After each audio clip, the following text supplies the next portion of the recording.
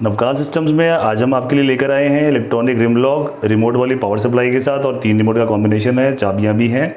ये एक पूरा सेटअप है जिसको कि आप अगर अपने लॉक को रिमोट से खोलना चाहते हैं तो आप रिमोट की हेल्प से आप अपने लॉक को खोल सकते हैं। लॉक आपका बाहर ओपन एरिया में भी लग सकता है, कवर्ड एरिया में लग सकता है, मेटल डोर पे लग सकता है, वुडन डोर पे लग सकता है। जो ये सप्लाई है रिमोट वाली कवर्ड एरिया में लगनी चाहिए, पानी से बचा के रखना है इसको। सिर्फ लॉक की 2 तारें जा रही हैं 35E और NO में। हमने सिर्फ जितना पार्ट आपको मिलने वाला है पूरा आपको टेबल पर रख के चला के दिखा रहे हैं हम। इसको हमने 220 वोल्ट से कनेक्ट कर दिया है, और यहाँ पर अब हमने एक रिमोट हम लेते हैं।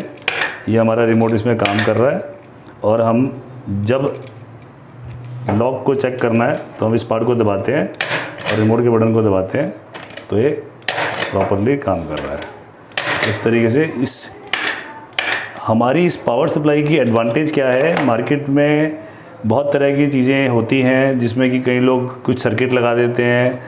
इसका सबसे बड़ा एडवांटेज ये है कि इसमें अगर आप कंटिन्यूस भी रिमोट के बटन को दबा के रखेंगे तो कंटिन्यूस करंट नहीं जाएगा और आपके लॉक की कॉइल कभी ख़राब नहीं होगी।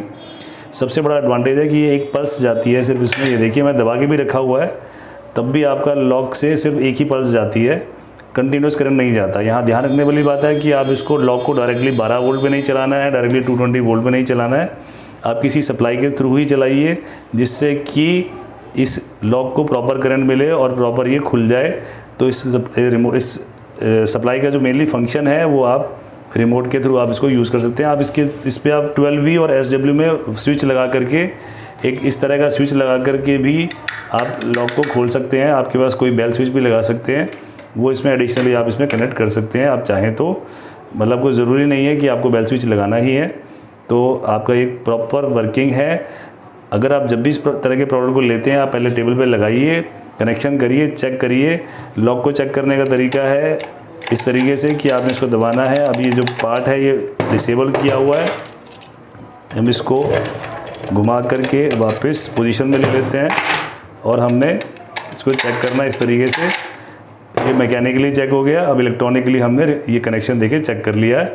तो इस तरीके से आप अपने सिस्टम को चेक कर सकते हैं और उसके बाद अपने वेल्डर को बुला के लॉक को लगवा सकते हैं और इलेक्ट्रीशियन जो है वायरिंग का काम करके इसको कनेक्ट कर देगा। कनेक्शन कोई मुश्किल नहीं है। अगर आपने रिमोट के बटन को ऐड करना है तो यहाँ पर ये पेयरिंग का बटन है। पेयरिंग के बटन को एक बारी दबाइए, रिमोट के बटन को 2-3 बारी दबाइए, आपका रिमोट का बटन पेयर हो जाएगा। तो इस तरीके से आप अपने लॉक को चेक कर सकते हैं और लगवा भी सकते हैं। Thank you.